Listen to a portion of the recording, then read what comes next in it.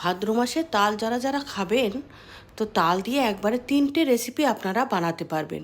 তার জন্য প্রথমেই তালটাকে এভাবে রস বানিয়ে তারপরে কাপড়ের মধ্যে পুটলি করে এভাবে জল ছাড়ানোর জন্য রেখে দেবেন।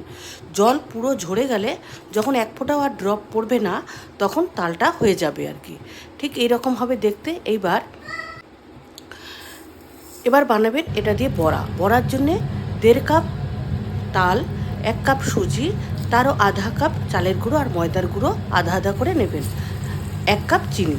3টে একবারে মিলিয়ে ঠিক এরকম বড়া বানিয়ে নেবেন, দেখবেন সফট হবে, আবার একেবারে ন্যাতন্যাতাও হবে না। এইবার চালের মালপো বানাবেন, তালের মালপো বানাবেন। সেই তালের মালপোর জন্য এবার 1.5 কাপ তালের সঙ্গে 1 কাপ ময়দা এবং তারও আধার আধা সুজি আর চালের গুঁড়ো দেবেন, দিয়ে ঠিক এইভাবে তালের মালপো বানাবেন।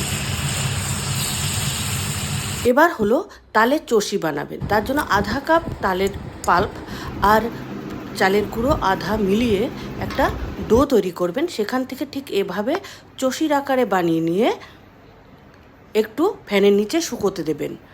তারপরে কড়াইয়ে ঘি দিয়ে এই চষিগুলোকে ভালো করে ভেজে নেবেন এবং অন্য সাইডে দুধ ফুটিয়ে মোটামুটি ক্ষীর হলে এটার মধ্যে চিনি আর দুধ কেশর মিলিয়ে দেবেন এবং এই তৈরি হয়ে যাবে তালের ক্ষীর বা তালের চষির ক্ষীর।